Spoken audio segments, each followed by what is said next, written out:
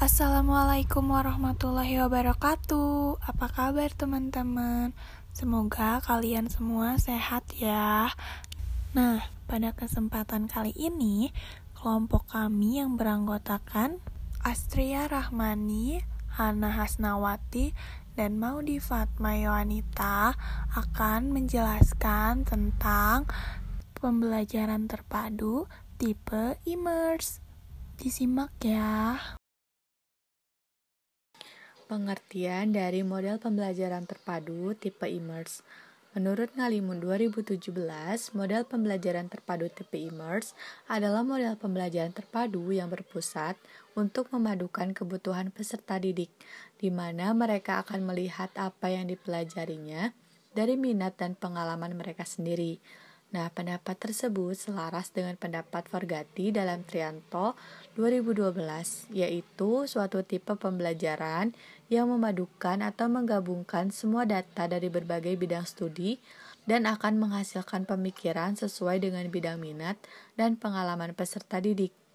Pembelajaran tipe ini memerlukan pemikiran tingkat tinggi dari para peserta didik.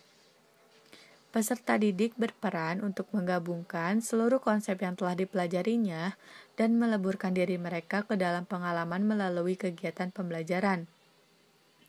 Peran seorang pendidik dalam tipe ini sebagai fasilitator untuk memfasilitasi proses perpaduan dengan memperhatikan materi pembelajaran yang cakupannya luas.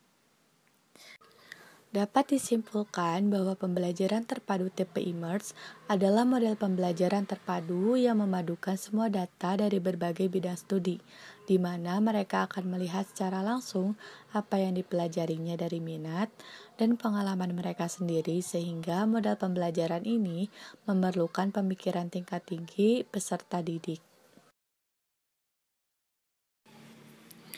Selanjutnya, ada karakteristik dari pembelajaran terpadu tipe Immerse.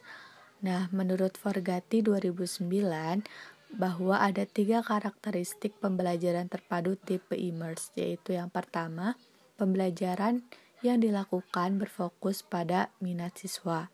Yang kedua, menggabungkan 4 mata pelajaran yang saling berkaitan dengan minat siswa. Dan yang ketiga, semua materi pelajaran dari setiap mata pelajaran yang akan dipelajari dihubungkan ke dalam minat siswa. Selanjutnya, kelebihan dan kekurangan pembelajaran terpadu tipe Immerse. Menurut Kurniasih dan Berlin, kelebihan tipe Immerse ini yang pertama, mengembangkan pemikiran kritis dan keterampilan kreatif peserta didik. Yang kedua, meningkatkan motivasi peserta didik dalam belajar. Ketiga, membantu peserta didik belajar untuk mentransfer pengetahuan sesuai dengan minat dan pengalaman peserta didik. Yang keempat, dapat mendorong peserta didik mempunyai inisiatif untuk belajar secara mandiri, dan dengan model pembelajaran ini akan terjadi pembelajaran yang bermakna. Sedangkan kekurangannya, yang pertama, model ini butuh pembiasaan karena model ini cukup rumit dalam pelaksanaannya, serta peserta didik betul-betul harus dituntut konsentrasi dan daya kreasi yang tinggi. Kedua, peserta didik tidak dapat benar-benar tahu apa yang mungkin penting bagi mereka untuk belajar, terutama bagi mereka yang tidak memiliki pengalaman sebelumnya. Yang ketiga, sering juga kesulitan terletak pada pendidik karena pendidik kesulitan dalam menjadi fasilitator dan mendorong peserta didik untuk mengajukan pertanyaan yang tepat daripada memberikan mereka solusi.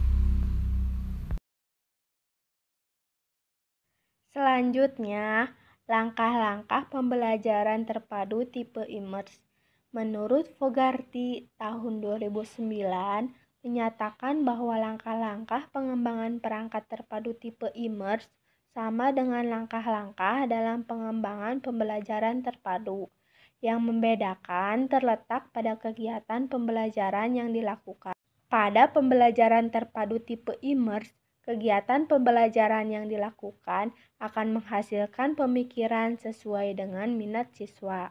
Selanjutnya, langkah-langkah pembelajaran terpadu tipe Immerse ini, yang pertama yaitu meninjau minat siswa. Maksudnya, guru terlebih dahulu meninjau minat siswa.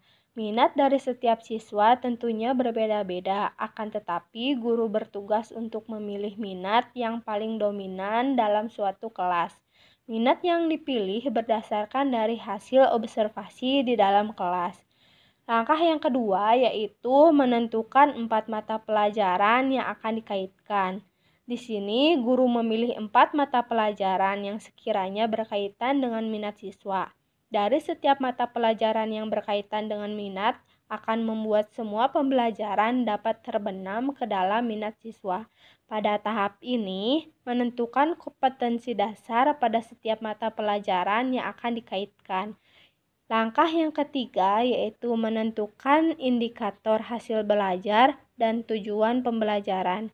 Berdasarkan kompetensi dasar yang telah dipilih, maka langkah selanjutnya yaitu menentukan indikator. Setiap indikator dirumuskan berdasarkan kata operasional menurut taksonomi Bloom yang menggunakan kata kerja operasional pada kegiatan berpikir tinggi. Langkah yang keempat yaitu mendesain kegiatan pembelajaran dari 4 mata pelajaran sesuai dengan minat siswa. Maksudnya di sini merancang kegiatan setiap mata pelajaran yang akan dikaitkan minat siswa sehingga menghasilkan pemikiran sesuai dengan minat siswa. Ada juga langkah-langkah pelaksanaan model pembelajaran terpadu tipe IMERS menurut Prabowo tahun 2006. Pada dasarnya, langkah-langkah pembelajaran terpadu tipe IMERS mengikuti tahap-tahap yang dilalui dalam setiap pembelajaran terpadu yang meliputi 3 tahap, yaitu perencanaan, pelaksanaan, dan evaluasi. Lalu, menurut Hadi Subroto tahun 2000, dalam merancang pembelajaran terpadu, setidaknya ada 4 hal yang perlu diperhatikan sebagai berikut. Yang pertama, menentukan tujuan. Yang kedua, menentukan materi atau media. Yang ketiga, menyusun skenario kegiatan belajar mengajar. Yang keempat, menentukan evaluasi. Selanjutnya, menurut Eka tahun 2010, mengembangkan langkah-langkah pembelajaran terpadu tipe IMERS ke dalam beberapa tahap yaitu sebagai berikut. Tahap pertama, mengorientasikan peserta didik terhadap permasalahan. Maksudnya, di sini pendidik menjelaskan tujuan pembelajaran dan sarana yang dibutuhkan selama pembelajaran. Dan pendidik juga memotivasi peserta didik untuk ikut terlibat dalam aktivitas pemecahan masalah yang ditentukan. Tahap kedua yaitu mengorganisasikan peserta didik untuk belajar. Di sini, pendidik membantu peserta didik untuk mendefinisikan dan mengorganisasikan tugas belajar yang berhubungan dengan permasalahan yang sudah diorientasikan pada tahap selanjutnya.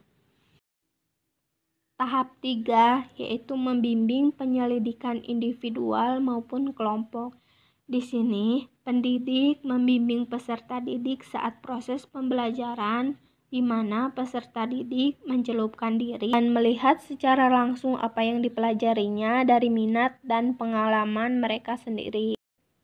Lalu, pendidik juga mendorong peserta didik untuk mengumpulkan informasi yang sesuai dan melaksanakan eksperimen untuk mendapatkan kejelasan yang diperlukan untuk menyelesaikan permasalahan.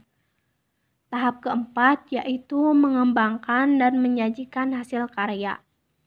Pendidik membantu peserta didik untuk berbagi tugas dan memecahkan atau menyampaikan karya yang sesuai sebagai hasil pemecahan permasalahan dalam bentuk laporan atau karya yang lainnya. Tahap 5 yaitu merefleksikan atau mengevaluasi proses pembelajaran. Pendidik membantu peserta didik untuk melakukan refleksi atau evaluasi terhadap proses pemecahan permasalahan yang dilakukan. Selanjutnya, contoh pemetaan bagan konsep tipe IMERS. Berikut adalah contoh bagan atau peta konsep pembelajaran terpadu tipe IMERS di sekolah dasar menurut Fogarty tahun 2009. minat siswa yang diambil, mengenai pesawat terbang, mata pelajaran yang terintegrasi ada 4, matematika, IPA, bahasa Indonesia, dan IPS.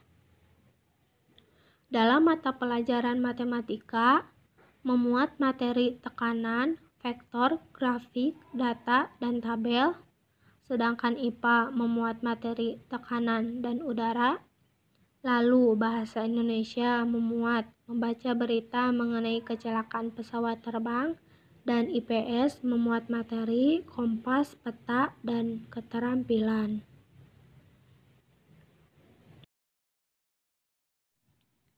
Sekian penjelasan dari kami. Mohon maaf apabila banyak kesalahan. Kami ucapkan terima kasih. Wassalamualaikum warahmatullahi wabarakatuh.